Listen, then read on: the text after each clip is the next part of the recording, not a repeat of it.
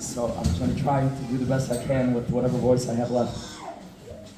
But what you just saw outside, and what we witnessed together, was 3 months. 3 months of crying, 3 months of longing, 3 months of thanking, 3 months of giving love and feeling love, 3 months of yearning, deep, deep, deep yearning. And the primary thing that I'm feeling now in my heart and in my mind and in my whole self, my whole being, endless, endless, endless gratitude. Endless gratitude to the Master of Heaven and Earth, the Infinite One, the Ein Sof, who unfolded a miracle before our eyes. Before our eyes. Hashem runs the world in such a way that he needs to maintain Bechira. It's part of the plan. So great, wondrous, miraculous things unfold all the time. But they happen just enough in such a way that we can still see them as being natural. And I was asking people when we were merited 2 weeks ago to bring the baby home, how much quicker would the process have needed to be for it to be absolutely clear that there's a Hashem in the world? Right? No Bechira anymore. How much quicker? We're talking about 85 days from the time that this neshama, mamash, I say neshama, every child is a neshama, every person is a neshama, but there was almost no guf, you understand? This neshama coming into the world, and in 85 days we witnessed literally in front of our eyes, day after day after day. We witnessed the baby growing. In the words of Ora, getting bigger and bigger. Growing. How much more quickly? If what would have happened in 60 days, then it would have been absolutely clear that there's no such thing as Teva. That happened in 85 days. For me and Shira, who experienced that, and for the rest of all of you sweet and holy people who were following with us along the journey, I think 85 days is enough. Yesh Borei Olam, yeah? Yesh Borei Olam. So we have infinite gratitude to HaKadosh Baruch Hu. Very, very, very close in following. I know that's a radical statement, but I mean it. Is the gratitude that I feel toward my wife, toward Shira. Everything that she went through, we're talking about 3 months without even a complaint. Back and forth to the hospital, hours upon hours upon hours. It's Kilu life, just in a minute. It switched. Our mindsets changed. We said, okay, this is cool. This is a curveball. This is what Hashem is throwing us now. Let's do it. Let's get it. And she did. And she mamish did. The Mesiras Nefesh of being able to hold up a house while a part of your heart is not in the home is something that was almost as miraculous as 85 days of growth. And so I feel tremendous gratitude towards Shira. And together we feel that gratitude for Torah Kadosh Baruch Hu for allowing us to be a part of the unfolding of the miracle. We have so much gratitude to our family, to my parents, to our parents, my father and mother, my mother-in-law who came all the way. It's not easy. To my sister Rifki who came all the way from Chicago. And to Daphna, Dina, and Zevi, came from Eretz Yisrael. That means the world to us to have you here joining in our simcha.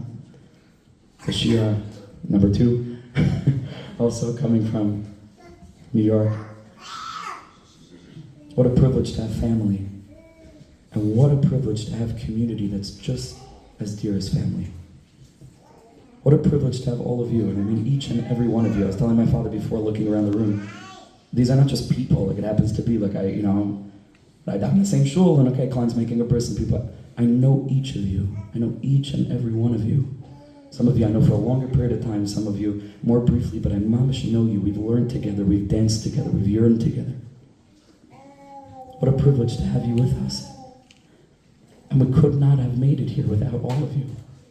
The love and the support of this community is something that will stay with us la'ad l'netzach, long after all of us have left this godforsaken island. Forgive me. Long after we've made our way to Eretz Yisrael together, what we felt here we'll never ever forget. From the Shalom Zachar Gamach, sprung into action, came home, the whole thing is set up like without even people who didn't even know us. To the incredible woman who's been bringing us delicious kugel every single Friday. I think how many Fridays and counting. I can't make this stuff up, mamash. To the friends and the support and the being there and the babysitting and the rotas and everything that we needed. It was mamish, like, beyond words. So thank you to each of you. Now the Berditch of Rav Zchusi Aganaleinu in Parshas Vayera has what's become a little bit more of a well-known piece. It's how the comments on the pasuk, but where Sarah says, "Tzchaik asali alikim." After waiting close to 100 years for a baby, Tzchaik asali alikim. Yitzchak is born into the world, and blessed in this moment. We have the koach of bracha. Everybody who's waiting for children, but as Hashem, should be able to bring holy neshamas into the world.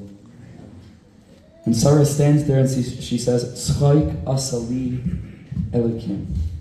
God has made laughter for me. That's an obvious question. The Berditcher points out it seems to be the wrong usage of the title of the word for HaKadosh Baruch Hu, because we know that Elikim is Midas Ha-Din.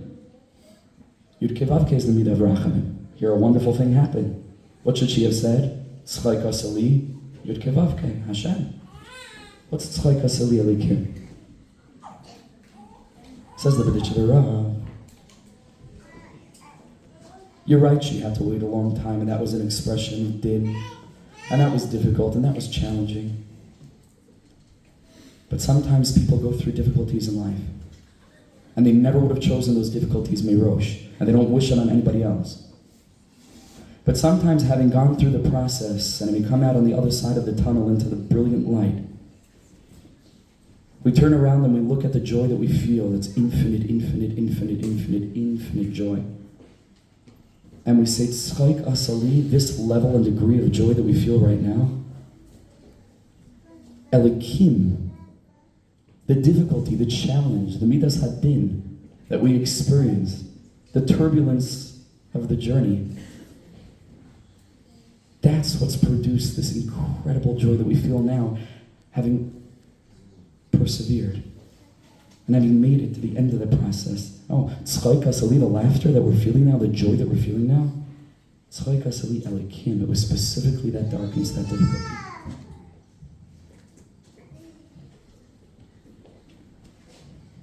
Amichai Eliyahu was born exactly a month after October 7th.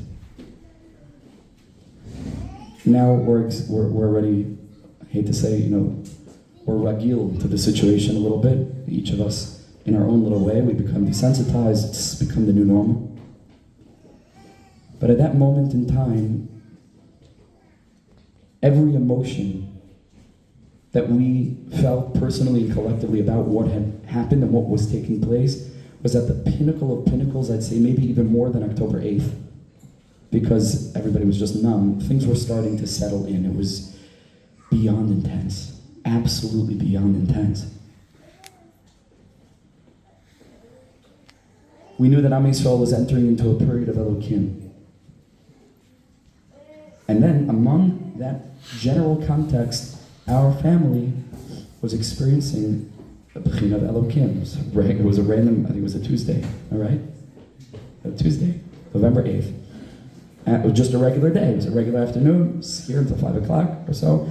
I came, Naftali's not here anymore, so, but I think I was here until 5. And I came home, and very rapidly, she says, something's wrong, I'm not feeling well. Okay, go to the hospital, check it out. It hadn't been the easiest pregnancy until that point. No. Half hour later, I get a call where I checked in, and she says, I think you better come to the hospital. What do you mean? The rest is a mamash blur. But the one thing that isn't a blur is the moment after our delicious neshama was born into the world, and the doctors, they had a whole team of doctors. You remember, the whole team of doctors waiting to be makabel what this was and to work on it. I don't think we understood, maybe even until very recently, the peril that this baby was in. He was resuscitated 2 times there. He was mamash not among the living. We didn't grasp it. But the one thing that is not a blur is immediately after the baby was taken to that other table where the doctors, a whole team of doctors were working on the baby, and I looked up at Shira. We hadn't even thought of a name, because how should we think of a name? It was months away. It wasn't even on our radar. And he said to Shira, Amichai, Am Yisrael Chai, Am Yud Chai. We're a nation that brings life to the world in the midst of the greatest darkness. That's who we are, that's what we do, that's what we daven for, that's what we yearn for, that's what we live and breathe. And in the pinnacle of this aspect of Elokim, you and I, Shira, and our family and our community are going to rally around this little tiny fragile soul.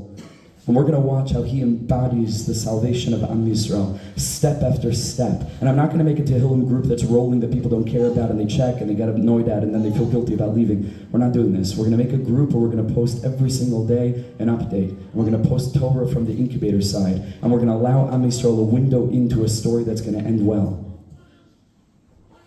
Am Yisrael Chai.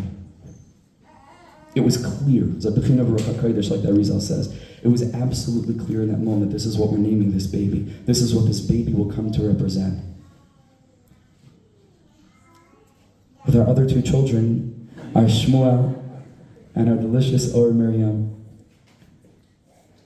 right when they were born, you can ask Shmuel if he remembers this, I doubt he does, but maybe he does. I whispered into their ear a few teachings. Not that they could understand anything, just born. But I wanted to ingrain in their deep, deep consciousness a few core ideas. And I didn't get the chance to do that with Amichai Eliyahu because we were alone very, very quickly after he was brought into the world. And so with Amichai Eliyahu here now, even though he's a little bit farther from me, I want to take the opportunity. I won't hold you too long. I've already held you too long, but not that much longer. I want to whisper into his ear a few teachings, if you'll give me permission.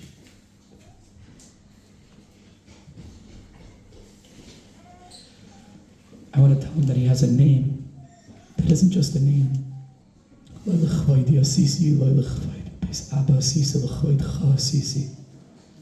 is a name for Hashem. There's some names that are family names. This is a name for Hashem. And I want to tell him, first of all, Amichai, Am Yisrael Chai. It's not to mean the state of Israel. It's the collective soul of Am Yisrael as a living nation. We bring life to the world. It's every breath that we breathe. That's the only thing we care about. More life, more courage, more confidence, more hope. This is going to be his legacy.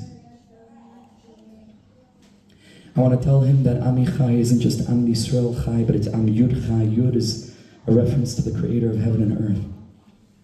Am Hashem Chai. Am Yisrael Chai. When we realize that Hashem is alive. Hashem is alive within us. Remember the Gemara in Tainus. Yaakov Avinu lo meis. Yaakov didn't die. Yaakov Avinu didn't die. The Psukim tell us they embalmed him, they buried him. He didn't die. It says the Gemara, Makish hu zarai. There's a connection between Yaakov and his children. Ma zarai b'chayim. Am Yisrael are alive. Avhu b'chayim. Hashem is alive.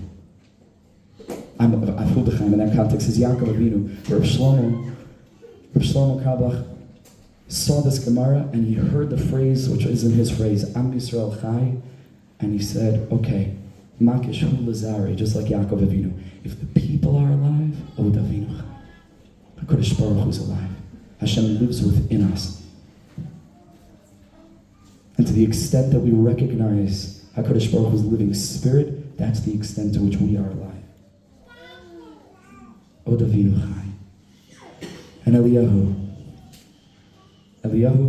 for those who are following, is a bit of an obvious name. People wanted their money back. They told me before if the name wouldn't be Eliyahu.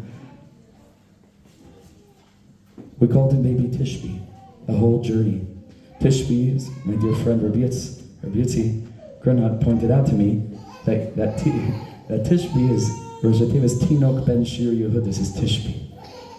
So we called him Baby Tishbi. And we hoped that he would be a Bechina of Eliyahu. The Ma'arinaim says that Eliyahu Navi is everywhere, and Eliyahu Navi is nowhere, and Eliyahu is in Shemayim, and Eliyahu is in the Aretz. Where is Eliyahu Hanavi, says the Ma'arinaim? He says anytime somebody delivers good news, Eliyahu Navi is in that person. Eliyahu is the Mavaser Tov. Anytime a person gives good news to someone, you become a little bit Eliyahu Navi in that moment. We're davening that Eliyahu, Amichai Eliyahu will be a Mavaser Tov, as he's already been. His due date was yesterday. He's accomplished a whole lot, right? But he's just getting started. Eliyahu, a Mavaser Tov. Eliyahu is the name of my grandfather, my father's father. I was the only zocha to know for a very brief period of time. He was nifter soon after I was born. I think when I was 1 or 2, very early on. And this Eliyahu was a Mavaser Tov. This Eliyahu had seen the darkest moments in Jewish history, a survivor of Auschwitz, the early young teenage years, 16, 17, 18. And he built. He built with strength. He built with fortitude and courage and confidence. And we're the beneficiaries of his vision, of his belief that Am Yisrael Chai, of his sacrifice to be able to make that dream continue to become a reality. And then finally, I want to turn to 2 passages about Eliyahu Navi, the most famous, and with this we end. The passage tells us Eliyahu Navi is standing with the Nevi'ei Abal. And Eliyahu Navi goes to the nation. He says, listen, Chevra. How long are you going to stand on both sides of the Mechitza? If Hashem is God, go after him. And if the Baal is the divine, go after him. And every time I read this pasuk, I think of Eliyahu Navi's strength. What is he really saying? He's saying, Chevra, do what you want to do, but do it fully. That's really the message. Do it fully. If you really believe that the Baal is, so do it. If you really believe that HaKadosh Baruch Hu, do it. Don't be lukewarm. Eliyahu Navi is an Ish Chai. Eliyahu Navi is an Ish Chai. Eliyahu Navi looks at a person in the eyes and says, live, be'emes, live, fully, vibrantly, live. An incredibly powerful pasuk. And then we turn the page and this will end. Eliyahu Navi has his famous vision. Vayomer HaKadosh Baruch Hu tells Eliyahu Navi, Seva amadata b'har l'fnei Hashem. Stand on the mountain before Hashem, Yini Hashem oiv. And HaKadosh Baruch Hu is passing by. And there's an incredibly powerful wind that breaks mountains apart on a Shabbat Slam l'fnei Hashem. This incredibly powerful energy. Lo yiberuach Hashem. And I want our Amichai Eliyahu to listen carefully to this, and I know he is. Lo yiberuach Hashem. Hashem is not in might. Hashem is not in force. V'achar arm rash. Sometimes you hear loud religious noises. No, lo yiberash Hashem. Hashem is not in fighting. Hashem is not in yelling. Hashem is not in hafganot. Hashem is not in lo yiberash Hashem. That's not where you find the divine. V'achar rash eish. And then a big fire comes, and it might look beautiful to be able to manifest our spiritual connection with fire, external fire, and it's gavalt, and it's beautiful. It's a bechina, it's an aspect of the lost princess, those who are connected to that part of our life. But loy be'esh Hashem. V'achar eish kol d'mamadaka. I want our Amichai Eliyahu to grow up with the knowledge that the place that you find the HaKadosh Baruch Hu is in a moment of silence within. HaKadosh Baruch Hu is already within you. Am Yisrael Chai, Od Avinu Chai. Eliyahu Navi is Ve'eshem Le'ares Al-Banu Le'banam Al-Avoisam Makish Hu L'Zarai. Hashem is in you.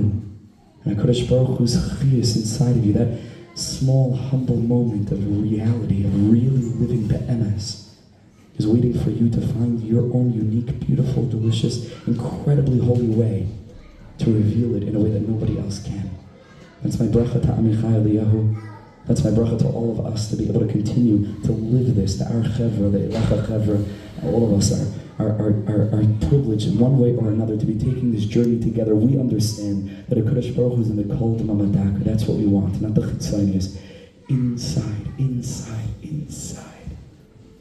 We should be zocheh to be able to continue to follow this story of Amichai Eliyahu, which is just beginning, and to continue to watch how he continues to be a Mavaser Tov for all of us individually, for Am Yisrael collectively. And we should be Zeichen to be able to experience the chayus, the being aliveness that's inside of us, that's a godly force, that's compelling us to live fully, so that slowly but surely, Am Yisrael Chai, our nation, can come back to life, and we can bring the whole world back to life, so that we can be witness to the Eliyahu Hanavi, the true embodiment of Eliyahu Mavasar Toiv, in Mashiach ben David, ben Hier B'Yameinu, Amen v'Amen.